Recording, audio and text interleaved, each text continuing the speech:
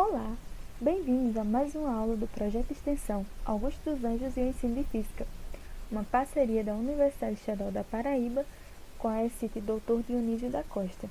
Ele é orientado pela professora Kalinka Valdereia e executado pelas alunas Aline e Ana, Douglas de Oliveira, Clarice Maria e eu de Jaine Araújo. Bem, na primeira aula a gente viu um pouco de como vai ser o projeto, de como isso vai ser desenvolvido, toda a execução, né? E vimos também uma parte da obra e vida de Augusto dos Anjos, né? Esse poeta que a gente está abordando nesse projeto. E eu gostaria de fazer uma correção, que durante a última apresentação, né, a apresentação do poema O Lamento das Coisas, eu falei que no vídeo, né, que os sonhos, né, a parte dos sonhos eram abordados na física, na parte de ótica, mas na verdade está situado na parte de ondulatória, mais especificamente na acústica, né? Então aí está feito a correção.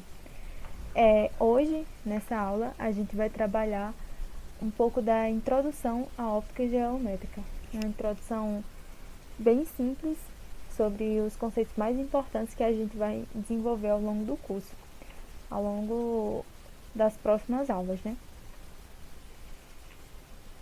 Então, para a gente iniciar, como eu falei na última aula, na última intervenção, né? A gente inicia primeiro com o poema, discute um pouco ele, vê o conteúdo de física e no final a gente retorna com o poema novamente para a gente ter uma nova interpretação, né? A gente entender e compreender melhor o que o poeta Augusto dos Anjos quis passar para a gente. Então, eu trouxe esse poema que eu acho que tem muita relevância em relação à ótica geométrica, e ele se chama Coração Frio, e ele foi escrito em Leopoldina, a cidade onde atualmente estão os restos mortais de Augusto dos Anjos. Em 1914, né, ele foi escrito. Então, Coração Frio. Frio, o sagrado coração da lua, teu coração rolou da luz serena, e eu tinha ido ver a aurora tua, nos raios d'ouro da celeste arena, e vi-te triste, desvalida e nua, e o olhar perdi, ansiando a luz amena, no silêncio notívago da rua. Sonâmbulo glacial da estranha pena, estavas fria, a neve que a alma corta, não gele talvez mais, nem mais alquebre um coração como a alma que está morta. Estavas morta, eu vi, eu que te almejo, sombra de gelo que me apaga a febre, lua que esfria o sol do meu desejo. Fim do poema. Então, nesse poema, Augusto dos Anjos, né, fala muito da lua, né, que é um astro que que emite a luz recebida do sol para o espaço, né, devolve reflete, no caso, essa luz recebida. E ele fala muito da luz serena, a luz tranquila, que ele fica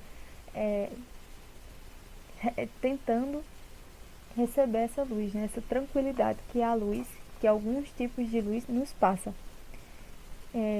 Quando ele diz aí, teu coração rolou da luz serena. Então, ele fica esperando essa tranquilidade que a luz passa. E a luz amena. Aquela luz agradável, né? Aquela luz que espera, que a gente procura encontrar no ambiente, né? Esperando da lua também, que é uma luz esperada que a lua passe pra gente, né?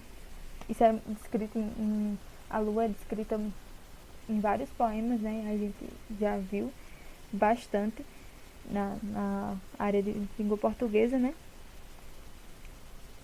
Notívago, que é uma característica de quem caminha à noite. Então a gente pode interpretar desse poema que ele estava provavelmente no meio da rua observando, né, como a lua, entendendo a lua, né, a luz, a lua a reflexão da luz que recebida pelo sol, que a lua emite, que a lua reflete, né? Então, aí eu coloquei do lado aí, né,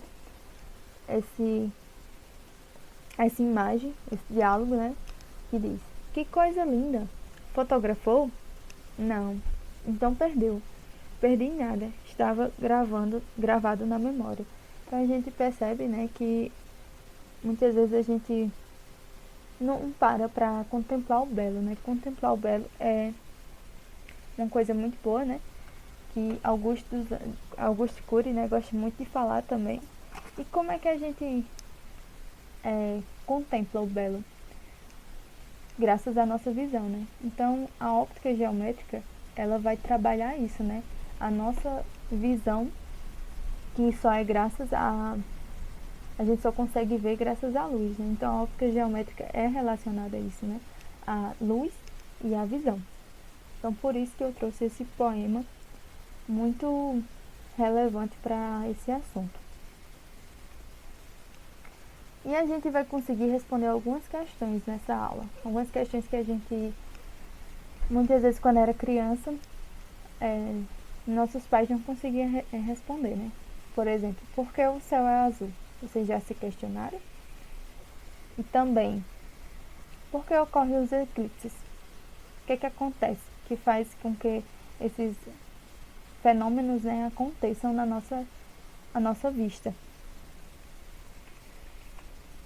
São algumas questões que a gente vai conseguir responder nessa aula, né, através dos conceitos de óptica geométrica.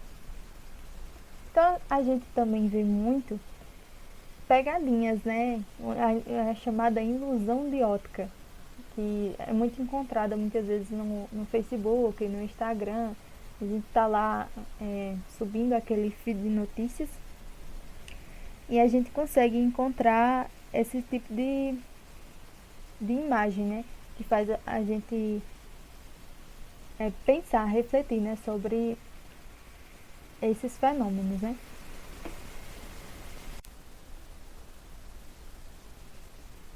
Então, o que vocês conseguiram visualizar, né?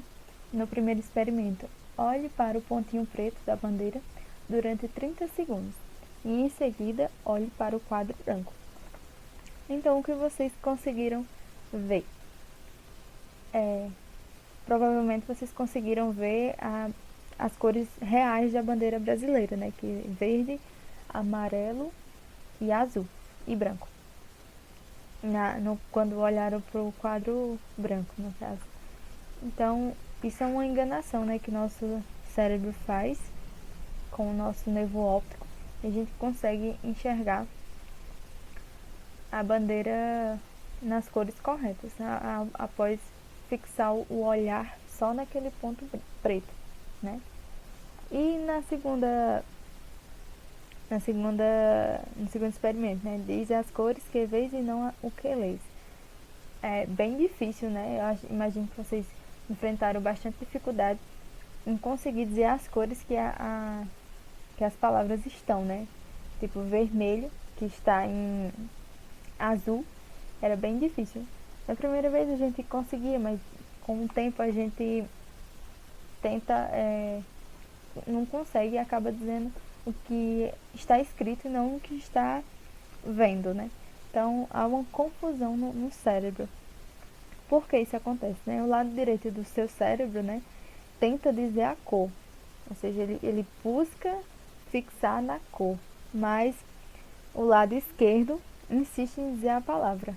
Isso é uma coisa que acontece, né, muito chamada de ilusão de ótica, né? Também tem as ilusões de ótica também, que a gente olha para tem algumas ilusões de ótica, né, que são de imagens. Então a gente olha para a imagem e consegue enxergar uma coisa e outra hora consegue enxergar outra coisa. Ou seja, são dois desenhos em um só.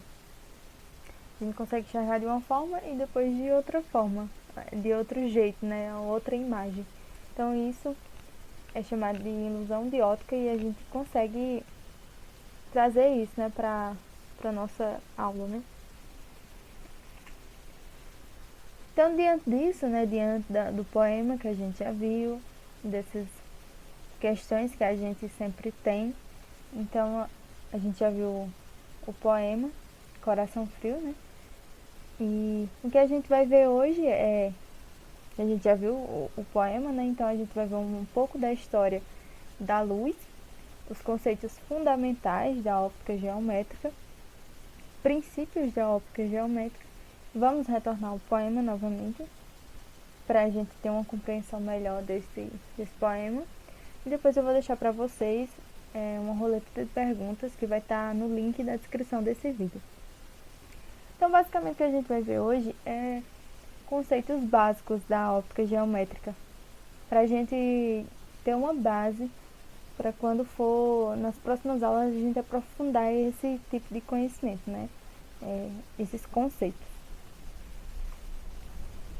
Então, o que a óptica geométrica nos traz? A óptica geométrica é o estudo de fenômenos ligados tanto à luz quanto à visão.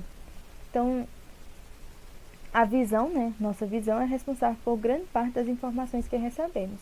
A gente consegue ler, consegue fazer as tarefas de casa, consegue estudar graças à visão, né? Então, da mesma forma, né, que nossa pele é sensível ao calor, ao toque, então a gente é sensível, os nossos olhos eles são sensíveis à luz. E é graças à luz que a gente consegue enxergar, né? Da mesma forma que se nenhuma fonte de som, nenhuma fonte emitir som, né? A gente, da mesma forma, a gente não consegue ouvir. E isso acontece também com a visão. Se um corpo, se as coisas não forem iluminadas ou luminosas, para a gente conseguir enxergar, né, elas devem emitir ou refletir a luz para serem vistas. Então tem que ocorrer esse fenômeno óptico para a gente conseguir enxergar. A gente vê aí a visão, né? Também temos, devido à idade ou desgaste da retina, do nosso aparelho de visão, né? Nosso olho. Com o tempo, a visão acaba sendo danificada, né? E também pode ser genético também, tem alguns casos que é genético, né? Então ocorrem esses problemas de visão. Há pessoas que conseguem enxergar mal de longe e outras conseguem enxergar bem de perto, né? Então, para corrigir esses problemas de visão, geralmente a gente usa óculos, né? Os óculos são lentes que vieram, né? Que têm a funcionalidade de corrigir essas deficiências da nossa visão. Mas também existem outros instrumentos ópticos, né? Como a lupa, o microscópio, que auxiliam quando queremos examinar um objeto muito pequeno. Então, a gente quer enxergar um objeto muito pequeno, a gente utiliza a lupa para que a gente consiga ampliar aquela imagem e conseguir enxergar os detalhes visíveis que não são visíveis a olho nu, né? A gente também tem uma aplicação que é os raios-x, que nos permitem ver e gravar até estruturas fora do alcance da luz comum, né? Foi uma descoberta muito importante para a medicina, nesse caso, né? E também temos objetos maiores e grandes, né? Brilhantes, como as estrelas, né? Do céu, as estrelas de um palco, que também são difíceis de ver. Então, que estão muito afastados de nós, afastados de uma forma que a gente não consegue enxergar a olho nu, né? Então, para esses casos, a gente também usamos, né, instrumentos ópticos, como o telescópio, a luneta ou o binóculo. E no caso dos astrônomos, né, aí para quem gosta de astronomia, eles vasculham os céus com os binóculos, né, com as lunetas, com essas ferramentas que são utilizadas, desenvolvidas para isso, né? Também tem a questão dos esportes, muitas pessoas vão aos eventos e costumam levar os binóculos para enxergarem melhor as pessoas que estão lá, né? No caso dos esportes, do futebol, por exemplo, enxergar melhor a jogada que está acontecendo lá, né? Então, também a gente tem os espelhos que não servem somente para nos admirar, né? Eles também servem, são retrovisores, né, em veículos, são periscópios em submarinos e elevadores, e em formato parabólico, né, são ampliadores de imagem nos telescópios de reflexão. A gente vai ver mais à frente mais funcionalidade dos espelhos, como eles funcionam, né, como é produzida a imagem no espelho. Então, basicamente é isso. A óptica, ela permite compreender muitos instrumentos nos quais lâmpadas, telas, lentes e espelhos são partes essenciais, é, né? Entender a natureza das cores nas figuras impressas nas fotos na tela de TV, e antes de mais nada, a óptica permite compreender a visão. Então, nessa aula a gente vai conseguir compreender certos fenômenos que acontecem no nosso dia a dia em relação à luz. A luz é a nossa visão, que muitas vezes a gente nem se toca, né? A gente vê, e como é que a gente vê? Por que a gente vê? Então, são esses questionamentos que a gente vai tentar explicar nessa aula, né? Também, muitas vezes a gente tá num show e nem nota que, se não fosse aquelas luzes no palco, provavelmente não teria tanta graça como tem, né? A luz faz todo um efeito, faz toda uma diferença no que diz respeito à estrutura do palco, né? Mas o que é a luz? Como os cientistas, como as pessoas que vieram antes da gente, elas pensaram nisso, quais foram as indagações, de onde partiu, né, os conceitos relacionados à luz, esses tão, esses tópicos tão assim assustadores, né? Reflexão, refração, tão conhecidos tão abordados na sala de aula, mas a gente não consegue, muitas vezes não nos pergunta, né? Por que isso? Então, reflexão, refração, essas coisas, quem foi que pensou nisso, quem foi que tentou explicar, quem foi que teve essa ideia de catucar as coisas, né, para entender o porquê que existe luz e porquê que enxergamos, que foi o ponto inicial da trajetória do conceito de luz até o efeito fotoelétrico, né? O ponto crucial foi a resposta para a grande pergunta, por que enxergamos, né? Então, lá na antiguidade, os filósofos, eles acreditavam que a luz tinha uma característica corpuscular, ou seja, era partículas. Elas eram pequenos pedaços, né? Então, aí que inicia, né? Essa concepção do que é a luz. E passa a começar a explicar o porquê da visão, né? Que desde dos tempos remotos, né, o ser humano sempre desejou deixar gravadas cenas e coisas que lhes são importantes, né? A gente vê muito nas cavernas, né, aquelas imagens impressas. Então, havia a necessidade de o ser humano buscar como registrar esses momentos, né? Esses fatos que aconteciam na vida deles, e eles não tinham como registrar, né? A gente não tem como pegar da nossa memória e passar para outra pessoa. A gente tem que registrar isso, né? Então, começou essa explicação, né? Esses questionamentos. Então, Leos Mileto, lá em 500 a.C., bem faz muito tempo, né? Acreditava que os objetos emitiam pequenas partículas que se desprendiam de sua superfície, que chegavam até nossos olhos, causando a visão. Então começa aí, né, a discussão. A luz é o quê? É uma partícula, as indagações, né, que surgem, né? Então lá entre 490 e 430 a.C., a gente não tem a precisão de quanto foi isso, né? Empédocles de Agrigento, ele acreditava que um raio visual era emitido pelos olhos, uma espécie de fogo interno que tocava os objetos, e ao retornar para a pupila trazia informações sobre ele. eles. Então, é aquele princípio, né?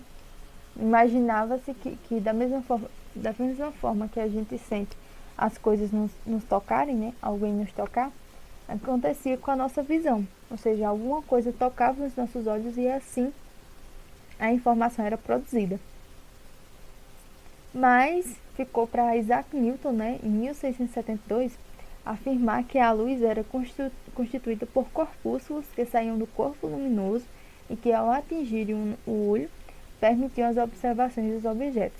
Com isso, Newton explicava os fenômenos luminosos de reflexão e refração. Né? Então, naquela época ele já conseguia fazer essa dimensão. Né?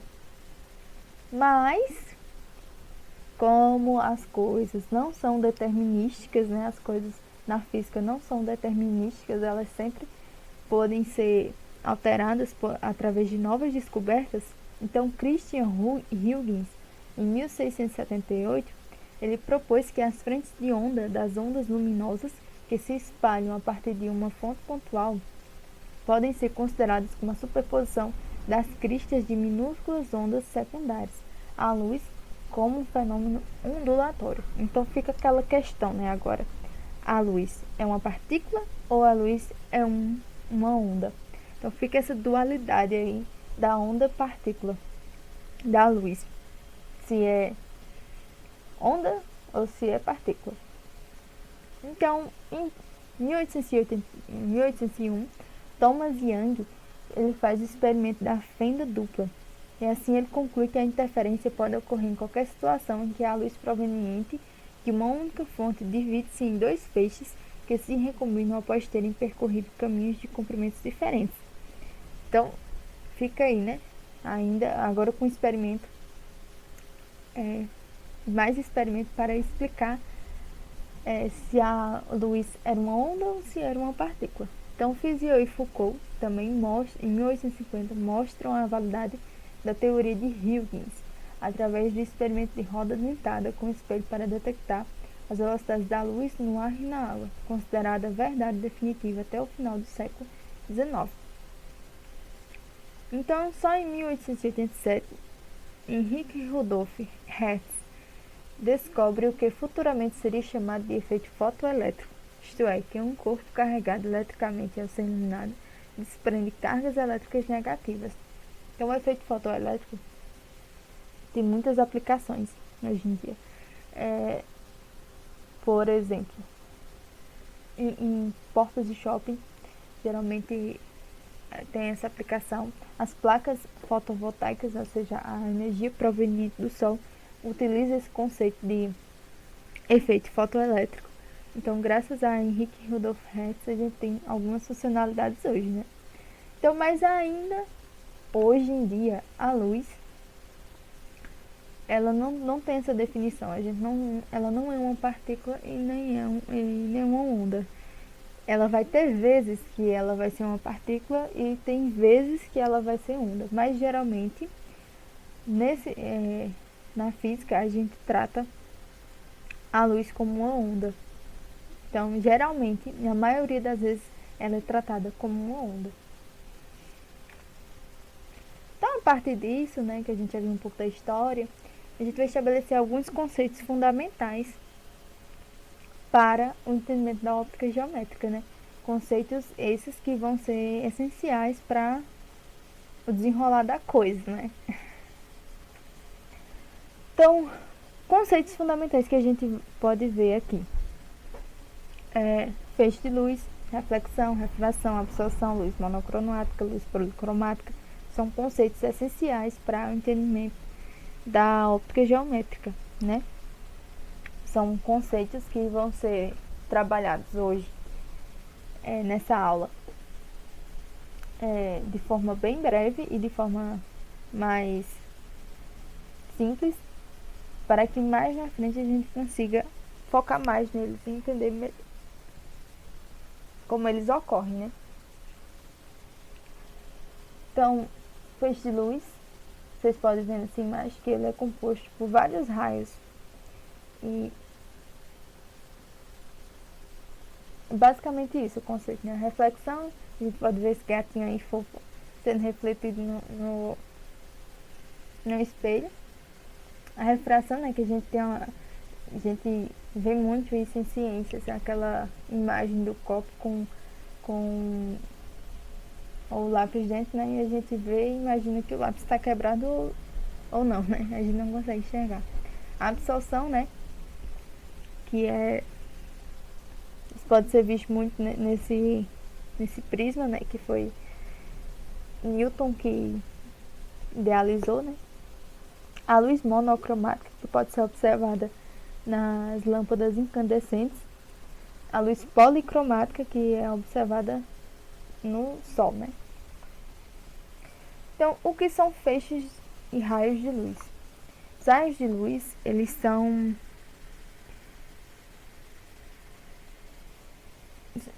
raios de luz, né? São linhas orientadas que representam graficamente a direção e o sentido da propagação da luz.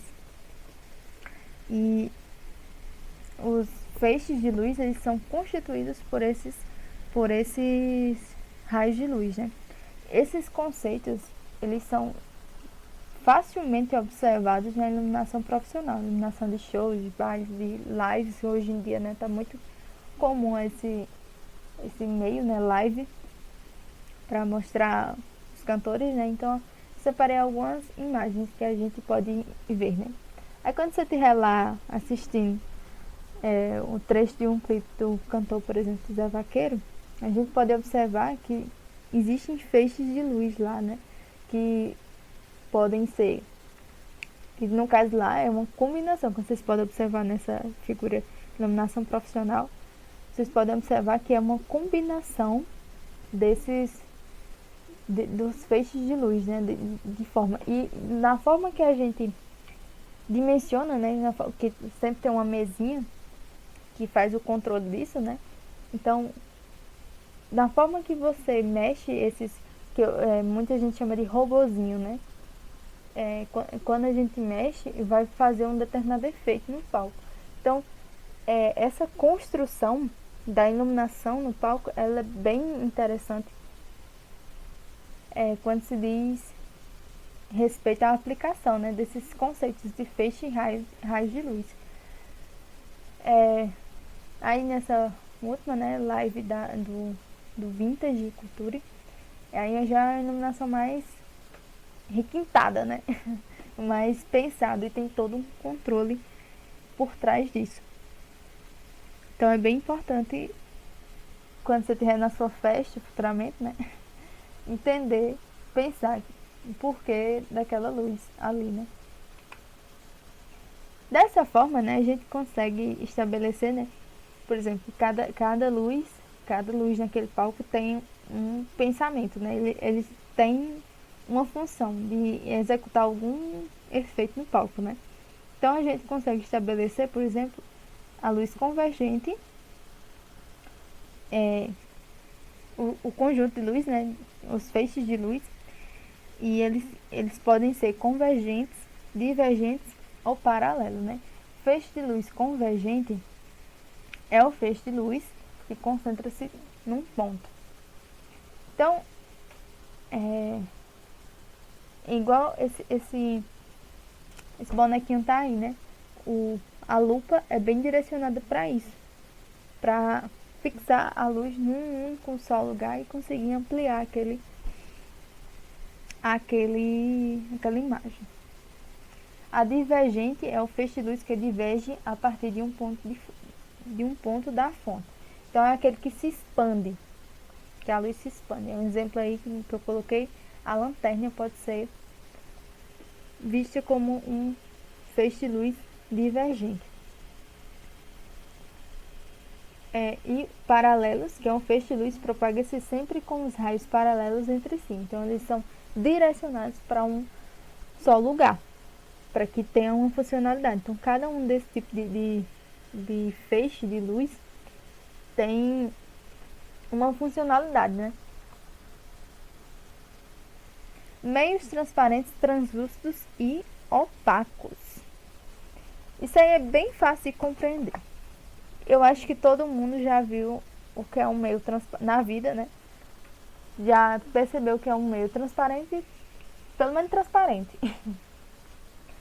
Transparente, no caso, você consegue visualizar a imagem com clareza. E o meio translúcido, a imagem fica mais borrada, né?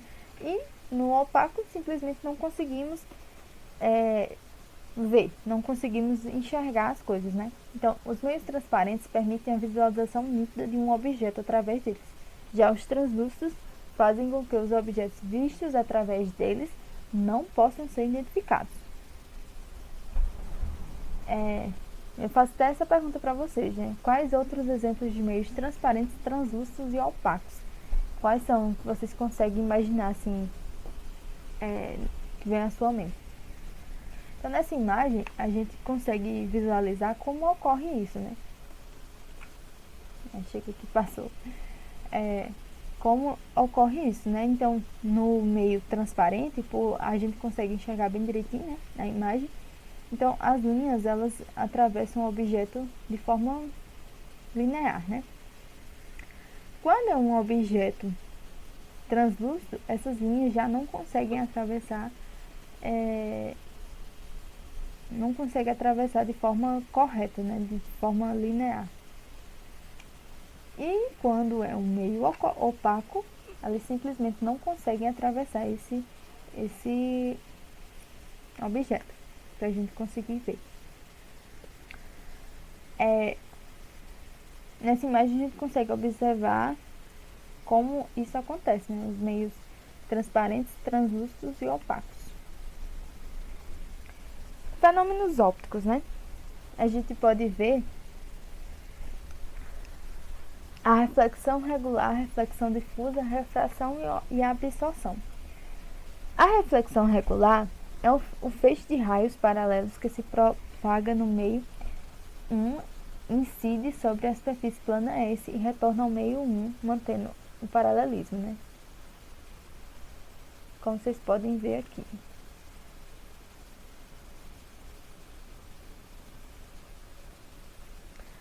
Nessa figura 4, a reflexão regular, né? Que é o que acontece, por exemplo, sobre a superfície plana e polida de um metal. A reflexão difusa, feixe de raios paralelos que se propaga no meio 1, incide sobre a superfície S e retorna ao meio 1, perdendo o paralelismo e espalhando-se em todas as direções. Então a gente consegue ver aqui, né? Que pelo meio ser meio ondulado, né? A gente não consegue fazer com que esses raios sigam o mesmo caminho. Então é por meio da reflexão difusa que enxergamos os objetos que nos cercam. A gente pode citar um exemplo, né? Vemos uma parede porque ela reflete difusamente para nossos olhos a luz que recebe. Refração. O feixe de raios paralelos que se propaga no meio 1 incide sobre a superfície S e passa a se prolongar no meio 2. A gente consegue observar aqui, né? Por exemplo, o que acontece quando a luz se propaga no ar e incide sobre a superfície livre da água de uma piscina. Então, a refração, nesse caso, né, é regular, possibilitando que uma pessoa no fundo da piscina veja o sol. Absorção. O feixe de raios paralelos que se propaga no meio 1 incide sobre a superfície S e não retorna ao meio 1, nem se propaga no meio 2, ocorrendo a absorção da luz pela superfície S. A gente pode observar nesse slide, né? Então, a luz não consegue atravessar, não consegue passar pelo meio.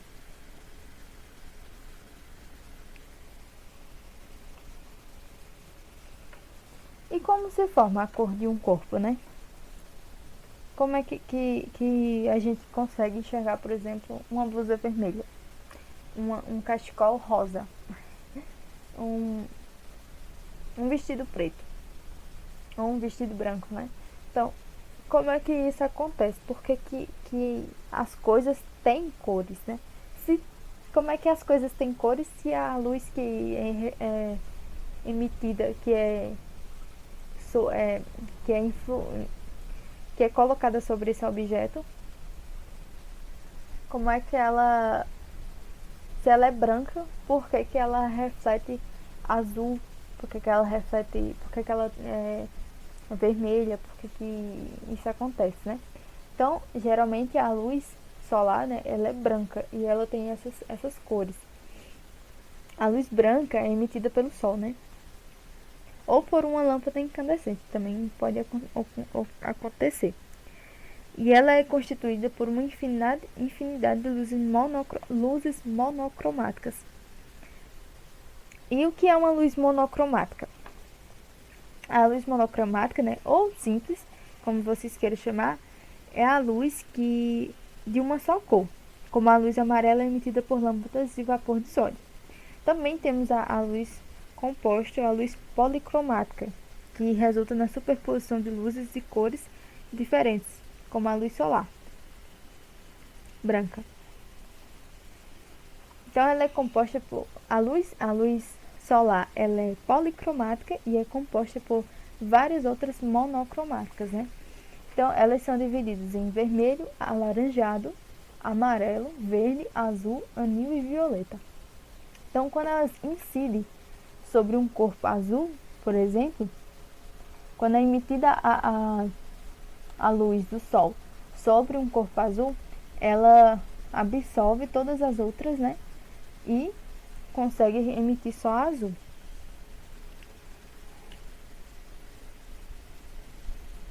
Ela reflete difusamente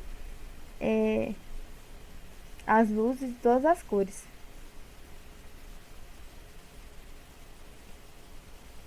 Ela, no caso, reflete difusamente a luz e absorve as demais. A luz azul, no caso, ela reflete a luz azul e absorve as demais. Então, digamos assim, ela escolhe a azul e anula as outras, para poder ter só a cor azul. Então, é por isso que enxergamos esse belo carro azul. E aí você pode perguntar, e quando? Eu só estou vendo aí vermelho, alaranjado, amarelo, verde, azul, anil e violeta. E quando é branco? Ou quando é preto? O que acontece? Então, a gente tem um vestido branco, emite a luz em cima no objeto, né? E no caso, ela vai refletir todas as cores. Então, um corpo iluminado pela luz branca apresenta-se branco quando reflete difusamente as luzes de todas as cores. Ela consegue refletir todas as cores. E essas cores unidas, todas elas unidas, elas formam a cor branca. Ou seja, ela incide sobre o objeto e reflete todas as cores, né? Ou seja, ela volta a ser luz branca. Por isso a gente vê o vestido branco. E no caso do preto, o que é que vocês imaginam? O que é que vocês pensam, né? Então, a gente incide a luz sobre o objeto preto e ela não ficou. Eu esqueci de colocar, mas não tem problema, né? Vocês conseguem enxergar. É que ela absorve todas as cores, então ela não consegue refletir nenhuma das cores e por isso a gente enxerga preto. Mas como são formadas todas as cores, né? A gente falou das cores básicas. Vermelho, alaranjado, essas coisas. São cores bem básicas, né?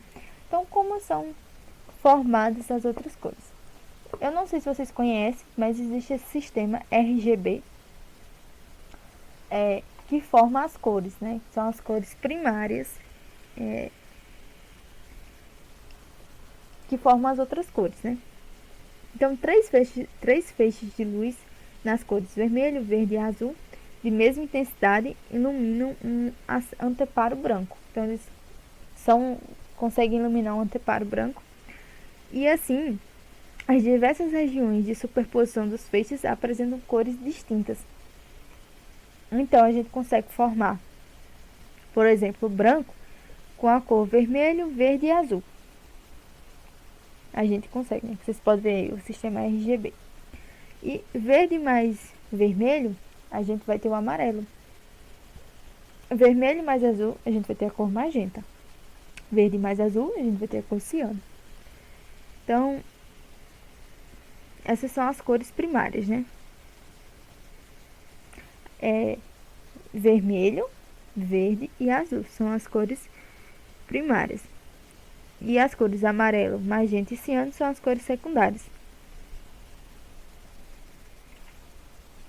Dessa forma, acho que a gente já consegue dizer o porquê que o céu é azul, né? Então, o céu é azul porque... Por quê, né? Por que o céu é azul? Então, a questão 1 que a gente pode imaginar é que de todas as cores componentes da luz solar, a violeta e em seguida a azul são as que sofrem maior difusão ao atravessar a atmosfera, né?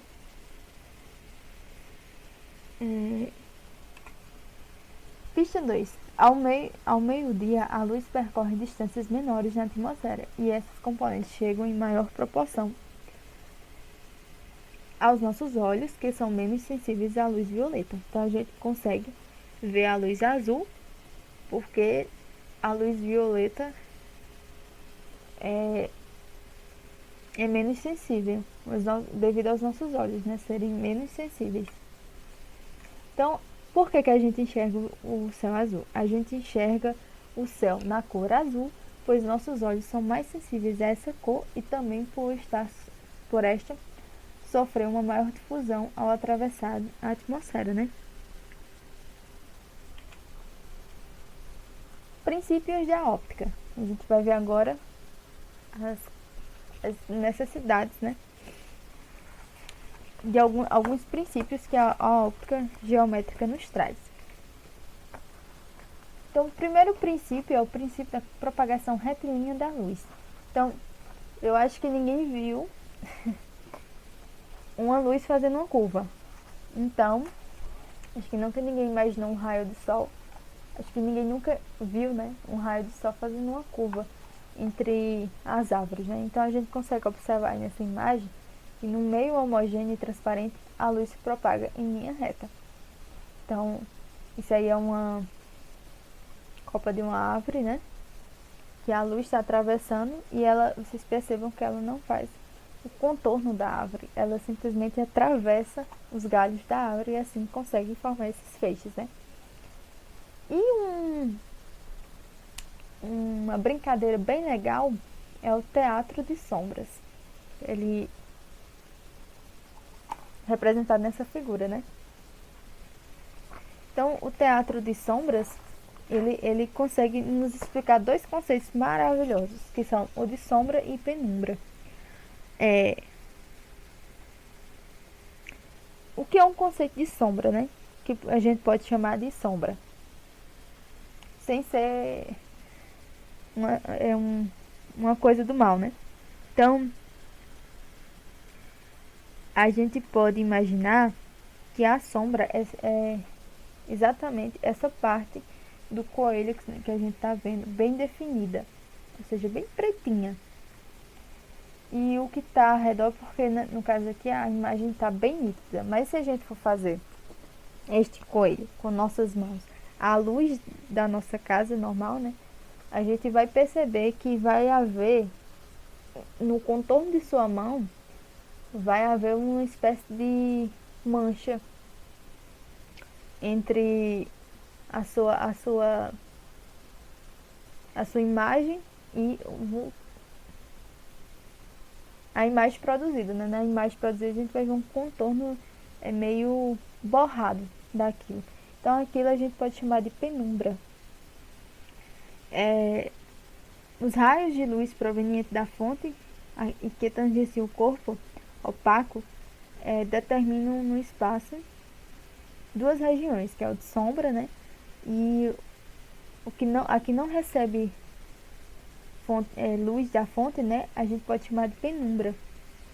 Ou seja, esse contorno, ele não recebe luz. Ele simplesmente recebe luz em alguns pontos do objeto, né? Do objeto, no caso.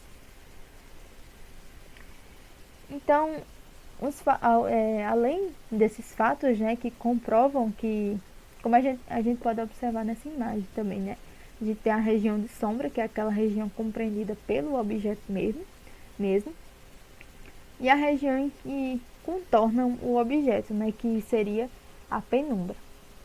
Então, quando a fonte é externa a B, define-se a sombra, que não recebe luz, e a penumbra parcialmente iluminada. Então, ela é parcialmente iluminada.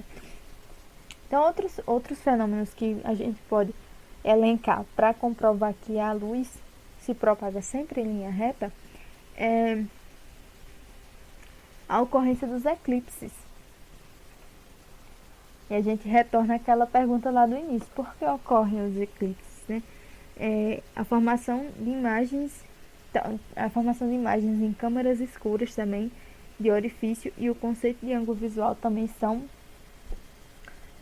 fenômenos que a gente pode considerar para dizer que a luz se propaga em linha reta. Então, por que os eclipses ocorrem? Vamos dar as pistas. Pista 1 tem a ver com penumbra e sombra, né? Então, a gente pode observar aí nessa imagem um eclipse, né? A gente pode observar como é que funciona o eclipse. Então, por que ocorre o eclipse, né? Quando a sombra e a penumbra da Lua, determinadas pela luz do Sol, interceptam a superfície da Terra, ocorrem os eclipses solares, que podem ser totais ou parciais. Então, os eclipses, eles nada mais são do que um conceito de sombra e penumbra, né? Quando a luz, quando o Sol incide sobre, quando a Lua está entre o Sol e a Terra, a gente tem um eclipse solar, né?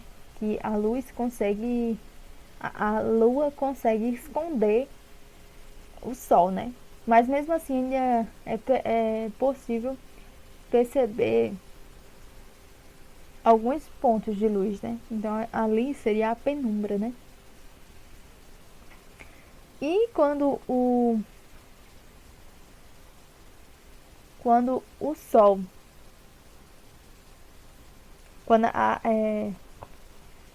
a Terra esconde a Lua, no caso, né? Então a gente vê um eclipse lunar.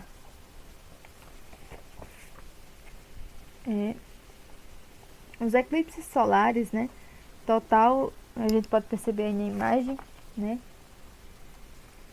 Total em A e parcial em B, ocorrem quando a sombra e a penumbra da Lua interceptam a Terra. Os eclipses lunar ocorrem quando a Lua penetra na região de sombra da Terra, para o observador em si. Então a gente tem que considerar também um observador, né?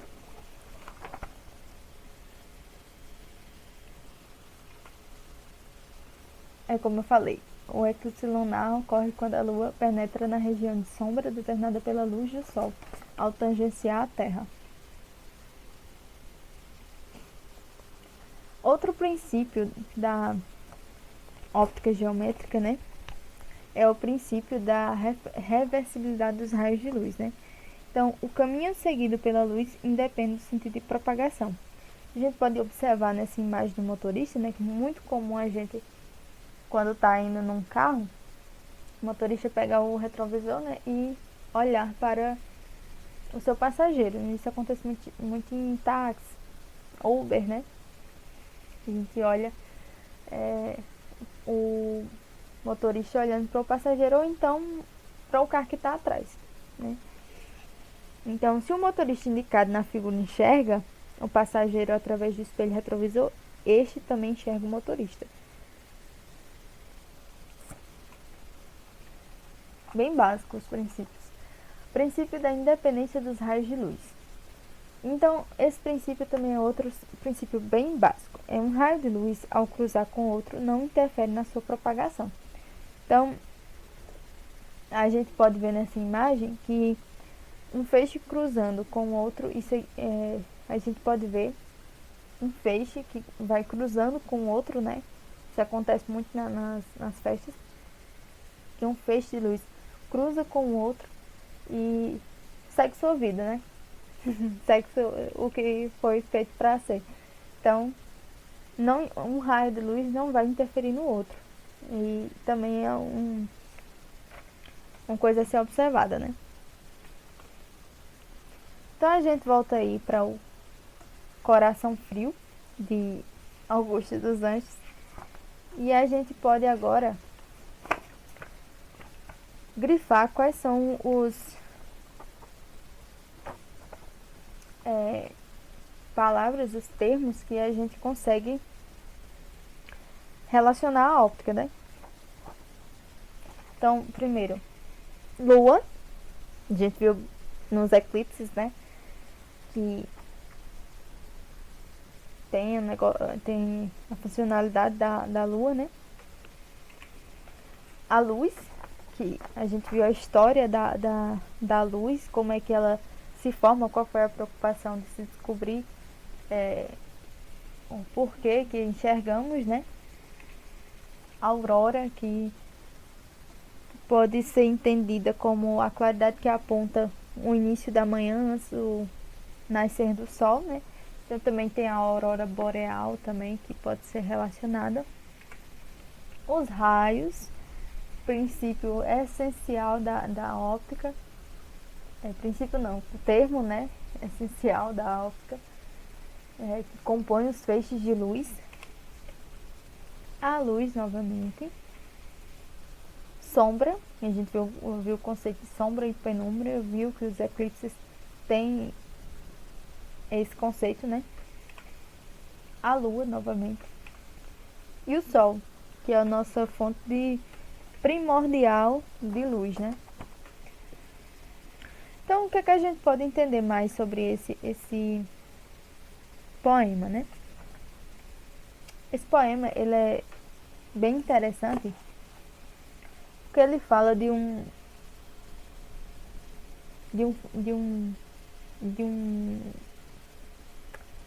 astro, né? Da nossa próximo da Terra, né? E que estava sendo observado por Augusto dos Anjos, né? No caso, quando a gente lê esse poema, a gente imagina ele numa rua escura, observando aquela luz. Quando ele fala também pena, né? Estranha pena, né? Imagina-se que ele estava num sofrimento também. E ele fica buscando naquela lua serenidade, né? Tranquilidade para a alma dele. E ver esses raios brincando no na Celeste Arena que ele fala, né? Na Celeste Arena, que no caso seria o próprio céu. O céu seria a arena que faz esses raios dançarem, né? Então, e o olhar perdi, ansiando a luz amena, né? Ele também esperava a luz agradável, que a luz transparecesse para ele algum tipo de agradabilidade, que aquela contemplação dele trouxesse mais tranquilidade para ele, conseguisse esquentar seu coração, né? No final do poema que ele fala: lua que esfria o sol do meu desejo. Então ele pensava nisso, né? E é isso, né? No poema, se vocês tiverem mais alguma ideia do que ele quis dizer com esse poema, vocês podem deixar nos comentários também. E vejam também se concordam com essa minha interpretação, porque afinal a gente pode ter muita. Eu tenho como um poema seja igual a uma lei. A gente interpreta a partir da leitura, várias vezes da leitura, né, daquele poema, a gente consegue tirar a nossa interpretação. Então é basicamente a mesma coisa, né? A lei a gente também tem que ler várias vezes para que a gente consiga interpretar e dar uma definição dela, né? Então vou ficando por aqui. Aqui tá minhas referências utilizadas nessa aula e até a próxima. Na próxima aula nós vamos ver um pouco de reflexão, refração, para que a gente consiga reflexão em espelhos, né? Para a gente conseguir fazer esse caminho, né, da óptica geométrica. Então, muito obrigada pela atenção e até a próxima.